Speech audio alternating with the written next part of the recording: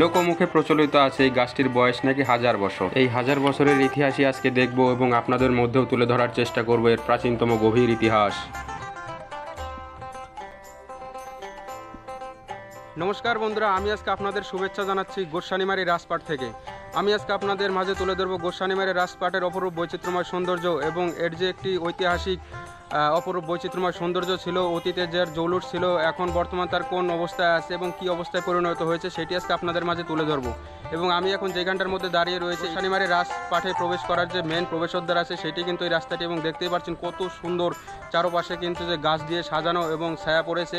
আর এখন আমি এই মুহূর্তে আপনাদের মাঝে দাঁড়িয়ে ক্যামেরার ফ্রেমে বন্দী হচ্ছি। এই যে আমি এখন হেঁটে যাচ্ছি, এটি হচ্ছে এই রাজপাটের মেন প্রবেশদ্বার এবং আপনারা দেখতেই পাচ্ছেন এখানে বিকালবেলার টাইম এবং প্রচুর পরিমাণ লোকজন এসেছে। এবং যেহেতু পুরাতন একটি জায়গা সেই জন্য কিন্তু নাম ডাক যশে কিন্তু প্রসিদ্ধ, যতটা প্রসিদ্ধ ততটাই কিন্তু দেখতে সুন্দর এবং অনেক প্রাচীনত্ব একটি জায়গা। তো আজকে আমি এসেছি আপনাদের সাথে প্রাচীনকালের এই জায়গাটিকে দেখার জন্য এবং দেখবো, আপনাদেরকেও দেখাবো। এখানটার মধ্যে আসলে পর আপনারা দেখতে পারবেন যে সমস্ত কিছু প্রচুর পরিমাণ দোকানপাট রয়েছে এবং বাচ্চা থেকে বুড়ো সবাই আসে এখানটা ট্রাভেল করতে। এবং খুব সুন্দর একটি জায়গা, এখানটা আসলে পারের যে নান্দনিক দৃশ্য সেটা কিন্তু খুব সহজভাবে আপনারা উপলব্ধি করতে পারবেন এবং এর যে প্রাচীনত্বকাল সেটি সম্পর্কে আপনাদের ভালো একটি ধারণা হবে। এই গোস্বানীমারী রাজপাটটি কিন্তু এখন অনেক বড় মাটির স্তূপে পরিণত হয়েছে এবং এই মাটির স্তূপ বয়ে উপরে ওঠার জন্য কিন্তু সিঁড়ি বানিয়ে দেওয়া হয়েছে। এই সিঁড়ি বয়ে উপরে উঠতে হয় এবং এই 1000 বছরের ইতিহাস চাপা পড়ে গিয়েছে এই মাটির স্তূপের মধ্যে। এবং এই নান্দনিক দৃশ্য দেখার জন্য কিন্তু আমি ব্যাকুল হয়ে পড়েছি। আমি এখন দাঁড়িয়ে রয়েছে বন্ধুরা এই প্রাচীনতম রাজপাটের উপরে। এই রাজপাটের নিচে কিন্তু রয়ে গিয়েছে সেই রাজবাড়ি এবং যে প্রাচীনের ঐতিহ্যময় সংস্কৃতি সেগুলো কিন্তু সম্পূর্ণ এই মাটির নিচে চাপা পড়ে গিয়েছে। এবং এখানটায় যেখানে দাঁড়িয়ে রয়েছে আমার নিচে কিন্তু রয়েছে এই রাজপাটের মেন রাজপ্রাসাদ এবং কালের ক্রমে সেটি কিন্তু মাটির নিচে বিলীন হয়ে গিয়েছে এবং বিলীন হওয়ার সাথে সাথে যে এর কিছু ঐতিহাসিক চিহ্ন সেগুলো কিন্তু রয়ে গিয়েছে। এখন প্রচুর পরিমাণ রৌদ্র দেখতে পাচ্ছেন। এখন আমি আপনাদের সাথে যাব এবং এর যে জৌলুস ছিল, সংস্কৃতি ছিল, সে পুরানো যে ডিজাইন সৌন্দর্য সেগুলো দেখলে পারে আপনারা বুঝতে পারবেন এর যে অতীতে কতটা জৌলুস ছিল এবং কতটা স্মৃতিময় মধুময় সৌন্দর্য ছিল। তবে চলুন ঘুরে দেখা যাক এর অপরূপ বৈচিত্র্যময় উপরের দৃশ্য।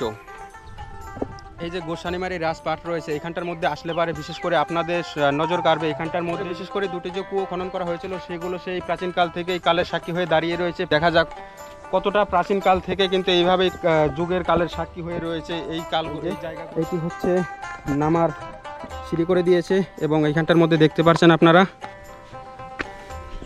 এইটি হচ্ছে সেই সময়কার রাজাদের ব্যবহৃত কুয়ো এবং কতটা পুরনো সেটা দেখতেই পাচ্ছেন আপনারা। সমস্ত কিছু কিন্তু যে পাথর আছে, পাথর ভেঙে ভেঙে এবং ইটের গাঁথনি দিয়ে কিন্তু এই ডিজাইনগুলো করা হয়েছে। তা থেকে কিন্তু বোঝা যায় এর যে প্রাচীনতম বয়স সেটা কিন্তু কত হয়েছে, এটি কিন্তু না দেখলে কখনোই বোঝা যাবে না। গোস্বানীমারী রাজপাট রয়েছে, এখানকার লোকাল লোকজন রয়েছে, তাদের কথা মতো অনুযায়ী কিন্তু এই রাজপাটটির বয়স আনুমানিক যে 1000 বছর তার থেকে কিন্তু পুরনো হতে পারে। এতটাই পুরনো যে এখানকার আসলে পারে আপনারা বুঝতে পারবেন। এই যে আমি এখন দাঁড়িয়ে রয়েছি এর নিচে কিন্তু সম্পূর্ণ রাজবাড়িটি এর নিচে মাটির নিচে চাপা পড়ে গিয়েছে এবং কতটা পুরনো হলে এরকম ঘটনা ঘটতে পারে এখানটায় আপনারা না আসলে পারে বুঝতে পারবেন না। তখনকার সময় যে রাজার ঐতিহ্যবাহী জৌলুস ছিল সেটি কিন্তু দেখার মতো। তারই কিন্তু যে সাংস্কৃতিক ঐতিহ্য, তারই এই যে রাজবাড়ির ডিজাইন দেখতে পাচ্ছেন চারপাশে সেটি কিন্তু আসলে দেখা যায়। এবং আমি এখন হয়তো যে স্তূপের উপরে দাঁড়িয়ে রয়েছে কিন্তু চারপাশ থেকে যখন সাইড থেকে এর সৌন্দর্য দেখতে যাব তখন কিন্তু দেখা যাবে যে এর প্রাচীনত্ব এবং যে মাটির নিচে চাপা পড়েছে সেটি কিন্তু খুব সুন্দরভাবে লক্ষ্য করা যায় এবং এর যে নান্দনিক দৃশ্য সেটি কিন্তু খুব মনের মধ্যে গেঁথে যায়। আপনারা দেখতেই পারছেন এই দেখুন কত বড় বড় সেই প্রাচীনকালের পাথর, সেগুলো দিয়ে কিন্তু এখানটার মধ্যে রাখা হয়েছে। এই যে গোস্বানীমারী রাজপাটটি রয়েছে এর যে ভৌগোলিক অবস্থান সেটি হচ্ছে পশ্চিমবঙ্গের কোচবিহার জেলার গোস্বানীমারী গ্রাম অঞ্চলে অবস্থিত। এবং আপনারা গোস্বানীমারীতে এসে যে কাউকে যদি জিজ্ঞাসা করেন যে আমি গোস্বানীমারী রাজপাট দেখতে যাব, তাহলে কিন্তু বাচ্চা থেকে বুড়ো সবাই কিন্তু দেখিয়ে দেবে এই গোস্বানীমারী রাজপাট। এবং এতটাই যে ঐতিহাসিক যে সকলেই চেনে এই জায়গাটি এবং প্রচুর পরিমাণ পর্যটক এবং টুরিস্ট এখানে সবসময় প্রতিনিয়ত ঘুরতে আসে। এখন মোটামুটি বিকালবেলা হয়েছে, এখনও লোকজন এসেছে ঘুরতে, আমিও এসেছি আপনাদের সাথে ক্যামেরার ফ্রেমে বন্দী হতে। এর ওপরে কিছু ঐতিহাসিক নিদর্শনের মধ্যে এটি হচ্ছে প্রাচীনতম একটি কুয়ো এবং এর প্রাচীনত্ব এতটাই যে এর প্রতিটি ইটের গাঁথনি এবং এর সৌন্দর্য দেখলে পারে বুঝতে পারবেন এর প্রাচীনকাল কত সময় থেকে যুগ যুগান্তের সাক্ষী হয়ে আসছে এই ঐতিহাসিক স্থান। আপনাদেরকে একটু কাছে যেয়ে দেখাবো।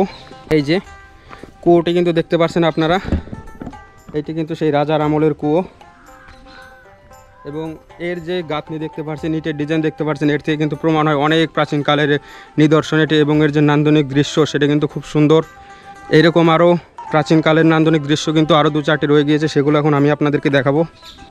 এর যে নান্দনিক দৃশ্য রয়েছে সেগুলো দেখে কিন্তু বোঝা যায় যে এটি কিন্তু অনেক প্রাচীনতম এবং সেই ইতিহাসের কালের সাক্ষী হয়ে দাঁড়িয়ে রয়েছে এই প্রাচীনতম কুয়োটি। এই যে রাজপাটটি রয়েছে, এই রাজপাটটি যেহেতু একটি ঐতিহাসিক স্থান এবং পুরাতন একটি জায়গা, সেই জায়গাটি যাতে সাধারণ মানুষের দ্বারা কবজা না হয়ে যায় সেই জন্য কিন্তু চারপাশে প্রাচীর দিয়ে ঘিরে দেওয়া হয়। সেই প্রাচীরের কারণেই কিন্তু সেই জায়গাটি কিন্তু এখন সুরক্ষিত আছে। চারপাশ যখন গা ঝলসানো রদে উত্তপ্ত, তখন আমরা একটু শীতলতা অনুভব করার জন্য দাঁড়িয়েছি এই 1000 বছরের পুরনো ঐতিহাসিক বটগাছের শীতল ছায়ার নিচে।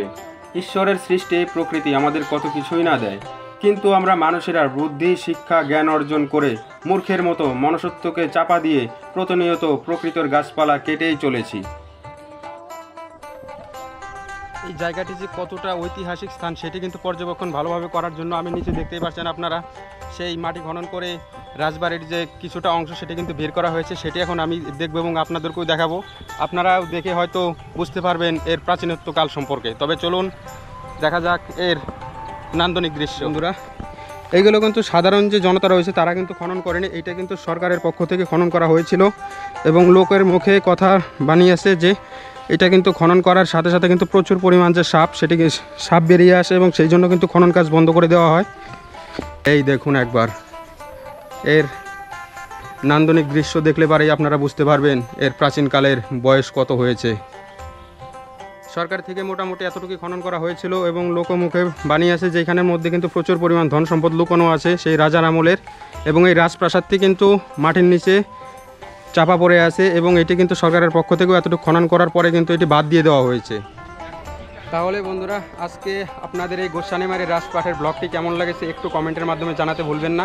যদি ভালো লাগে তবুও জানাবেন, যদি খারাপ লাগে তবুও জানাবেন, কারণ আপনাদের একটি ছোট্ট মতামত আমাকে কিন্তু আরও 10টা ভিডিও বানাতে মোটিভেট করে।